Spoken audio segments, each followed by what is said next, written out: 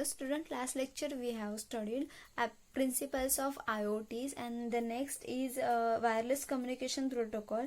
त्यामध्ये subsequent 6 standards आपण बघितले होते. त्यामध्ये सॅटेलाइट आहे, वायफाय आहे, रेडिओ फ्रिक्वेन्सीज आहे, रेडिओ फ्रिक्वेन्सी आयडेंटिफिकेशन आहे, ब्लूटूथ आहे, NFC आहे. So the next point is overview of TCP and IP. This stands for TCP/IP stands for Transmission Control Protocol, Internet Protocol. The TCP/IP models concern versions of the OSI model. It contain the 4 layer. यामध्ये तुम्ही बघू शकता diagram मध्ये एका साइडला OSI model आहे आणि दुसऱ्या साइडला TCP/IP स्टॅक आहे. सो OSI मध्ये 4 लेयर होते: application, presentation, session, transport, network, data link layer and physical layer. Same way काही जे लेयर्स आहेत ते कंबाईन करून त्यानंतर 4 लेयर मध्ये डिव्हिजन केलं TCP/IP चं. त्यामध्ये application layer, transport layer, network and physical layer. So आपण पुढे जाऊन बघूया की TCP/IP is a rule book. ते काय प्रोटोकॉल आहे. प्रोटोकॉल म्हणजे काय, it is a group of rule. तर तो रूल डिफाईन केलेला आहे की आपण नॉर्मल युजर किंवा जो आपला जो कम्प्युटर आहे त्याच्याकडे डेटा पाठवल्यानंतर तो पुढे कसा प्रोसीड करायचा, त्या डेटावरती काय वर्कआउट करायचं, हे तो डेटा पुढे कसा फॉरवर्ड करायचा हे कम्प्युटरला माहीत नसतं. So using the TCP/IP protocol आपला जो डेटा आहे तो पुढे प्रोसीड करण्याचं काम केलं जातं नेटवर्किंगमध्ये. ठीक आहे, तर आपण लेयर्स जे आहे ते स्टडी करूया. यामध्ये बघा, इमेजमध्ये तुम्ही बघू शकता. First layer is application layer. Application layer is a basic layer असते जी नॉर्मली इंटरॅक्ट आपण करतो ती लेअर. सपोज तुम्ही आता ही व्हिडिओ बघताय, सो तुम्ही व्हिडिओ बघण्यासाठी काय यूज करता, यूट्यूब ॲप यूज करता. मग त्या ॲप थ्रू तुम्ही इंटरॅक्ट करता तुमच्या इंटरनेटशी आणि त्यानंतर तुम्ही ती व्हिडिओ बघताय. सो ऍप्लिकेशन लेअरमध्ये काय केलं जातं, युजरकडून जो डेटा येतो तो आपल्याकडे स्टोअर केला जातो. जे काही इमेजेस वगैरे तुम्ही सेंड करता ते स्टोअर करून ते नंतर ट्रान्सपोर्ट लेअरकडे पाठवण्याचं काम कोण करतं, application layer. The next is transport layer. Transport लेअरमध्ये काय केलं जातं, आपला जो डेटा आहे त्याला आपला जो डेटा आहे त्याच्याशी काही मतलब नसतं. तो जो डेटा ऍप्लिकेशन लेअरकडून त्याच्याकडे आलेला असतो त्या डेटाचं पॅकेटिंग छोट्या छोट्या बिट्समध्ये कन्वर्ट केला जातो आणि त्याच्यामुळे काय होतं की त्याचं फास्ट कम्युनिकेशन होतं. डेटा छोट्या छोट्या पॅकेट्समध्ये डिव्हिजन केल्यामुळे आणि ते छोट्या छोट्या पॅकेजमध्ये डिव्हिजन केलेला जो डेटा आहे तो नेटवर्क लेअरकडे पाठवला जातो. नेटवर्क लेअरमध्ये आपला डेटा आल्यानंतर काय होतं, त्याच्यावरती पर्टिक्युलर एक IP ॲड्रेस, इंटरनेट प्रोटोकॉल जो IP ॲड्रेस आहे तो अटॅच केला जातो आणि नंतर तो डेटा लिंक लेअरकडे पाठवला जातो. डेटा लिंक लेअर काय करतं, त्या ज्या IP ॲड्रेसेस आपल्याकडे दिलेले असतात त्याच्याशी कम्युनिकेट करण्याचं काम कोण करतं, डेटा लिंक लेअर. मग त्याच्यासाठी तुम्ही काय डिव्हायसेस यूज करता. फर्स्ट वायफाय यूज करता, इथरनेट यूज करता, DSN यूज करतो. त्याच्या थ्रू तुम्ही 2 जे IP ॲड्रेस आहेत ते कम्युनिकेट करतात आणि नंतर तुमचा जो मेन जो डेटा आहे तो फिजिकल लेअरकडे पाठवला जातो. अशा प्रकारे तुमचं TCP/IP मॉडेल वर्कआउट होतं. So the next point is transport layer. Transport layer is an heart of the OSI model. त्याच्यावरती खूप मोठी रिस्पॉन्सिबिलिटी असते. So transport layer is a basically important layer in the TCP/IP model. So त्याचे transport लेअरचे काही features आहेत ते आपण स्टडी करणार आहोत. First is end to end connectivity. End to end कनेक्टिव्हिटीमध्ये काय केलं जातं की तुम्ही एंड टू एंड कनेक्ट केलं जातं. सपोज एक्झाम्पल घेऊया, हे P1 इज अ प्रोसेस आहे and P2 he second process आहे. तर ह्या 2 प्रोसेसला एकमेकांशी कम्युनिकेट करायचं आहे थ्रू आउट राउटर्स थ्रू. ते एकमेकांशी कनेक्शन करतात. मग हे काय झालं, end to end connection.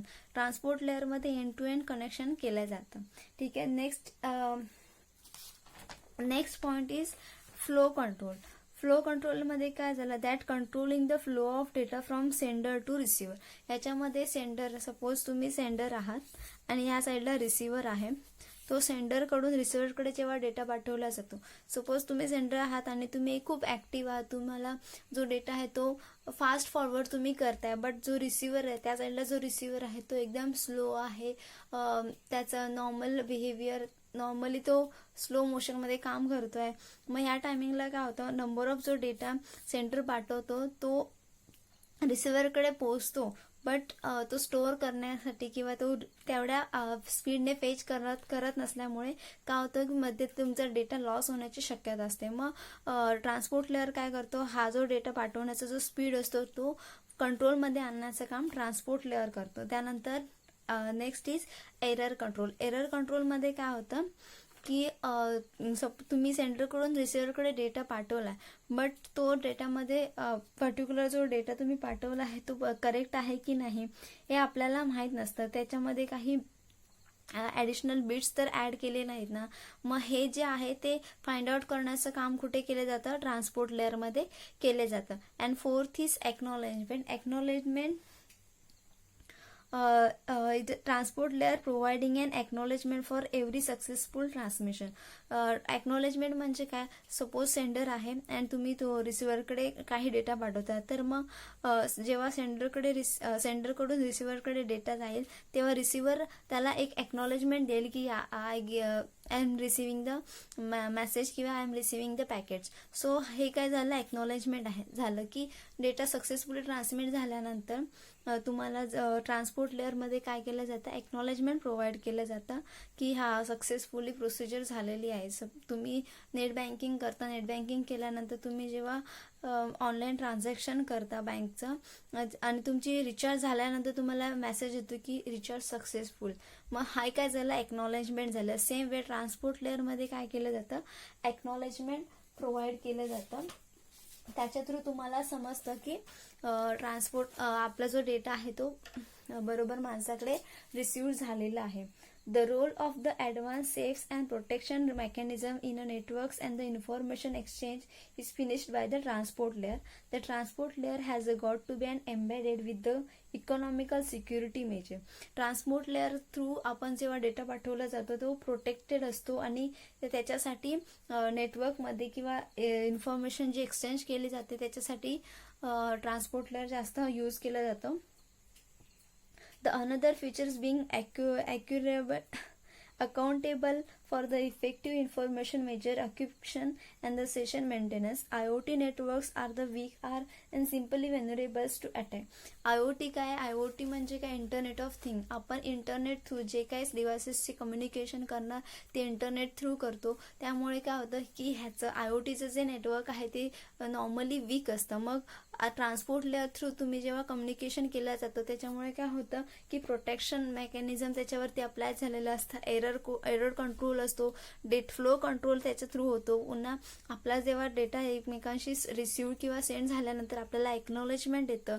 And end to end connectivity असल्यामुळे आपल्या पर्टिक्युलर त्याच माणसाशी आपला त्याच डिव्हायसेसची इंटरनेटमध्ये तुमचं कम्युनिकेशन होऊ शकतं.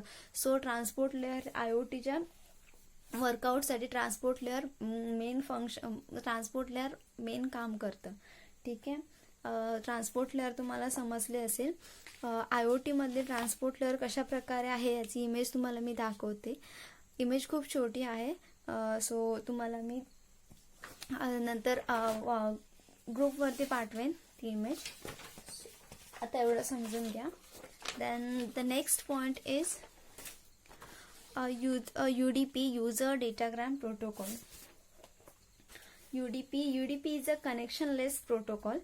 कनेक्शनलेस म्हणजे आपण जसं ट्रान्सपोर्ट लेअरमध्ये बघितलं की 1 to 1 किंवा एंड टू एंड कनेक्शन असतं, तर UDPमध्ये तसं नसतं.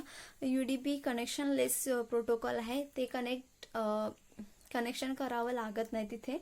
The next is UDP used to email or normal post. UDP काय करतं की नॉर्मल पोस्ट किंवा ईमेल थ्रू तुमचं कम्युनिकेट होतं. विथ ईमेल और return message you send your message but you have not idea where the message was received. UDP through काय होतं की तुम्हाला एक्नॉलेजमेंट मिळत नाही की तुमचा जो मेसेज आहे तो पर्टिक्युलर त्याच पर्सनकडे रिसिव्ड झाला आहे की नाही. सो UDPमध्ये करेक्टनेस किंवा कोणती एक्नॉलेजमेंट मिळत नाही. UDP does not correct and recover the errors in the message. Any error detection and recovery is a responsibility of the receiving application. UDP through तुम्ही जेव्हा UDP प्रोटोकॉल यूज करून तुम्ही जेव्हा information exchange करता त्यावेळी तिथे जर तुमच्या मेसेजमध्ये एरर असतील किंवा काही प्रॉब्लेम झाला असेल तर ते एरर करेक्शन किंवा recovery UDP user datagram protocol करत नाही. तो जो मेसेज तुम्ही पाठवला आहे त्याच्यात जरी चुका असल्या किंवा एरर जरी असली किंवा त्याच्यावरती अटॅक झाला असेल तर तसाचे तसा मेसेज UDP थ्रू तुमच्या रिसिव्हरकडे पाठवला जातो आणि ते सॉर्ट करण्याचं काम जो रिसिव्ह करणार असेल त्याच्याकडे असतं. ते तुम्ही इमेजमध्ये बघू शकता. इथे UDP आपण ट्रान्समिशन केलंय. इथे sending message with the 4 blocks of the data. इथे तुम्ही 4 ब्लॉक्स सेंड करताय रिसिव्हरकडे, बट रिसिव्हर रिसिव्ह्स ओनली 3 ब्लॉक्स. मग ह्याच्यामध्ये काय होतं की हे करेक्शन नाहीच आहे, करेक्ट इन्फॉर्मेशन तुमची प्रोव्हाइडच होत नाहीये. पुन्हा ती चेक पण केली जात नाही की पर्टिक्युलर माणसाकडे तो डेटा पोहोचला आहे की नाही. आणि ऑर्डर तर मेंटेन होतच नाही. सपोज तुम्ही 1 2 3 या ऑर्डरने तुमचा मेसेज सेंड केला असेल तर नो गॅरंटी रिसिव्हरला तो 1 2 3 किंवा 3 2 1 ह्या रॅन्डम ॲक्सेसने मिळू शकतो. सो UDP मध्ये ऑर्डर मेंटेन ठेवली जात नाही, कसाही मेसेज सेंड केला जातो. त्यानंतर UDP does not check and recover correct the errors within a message packet. It is an responsibility to receiving application to detect any error and recover from it. असे सांगितल्याप्रमाणे जो डेटा पाठवला जातो त्याच्यामध्ये error असतील किंवा तो एरर आल्यावरती रिकवर करण्याचं काम हे UDP प्रोटोकॉल करत नाही. ती रिस्पॉन्सिबिलिटी कोणाची असते? जो रिसिव्हर असतो त्याची असते. Utility applications like DNS, DHCP, RIP use the UDP.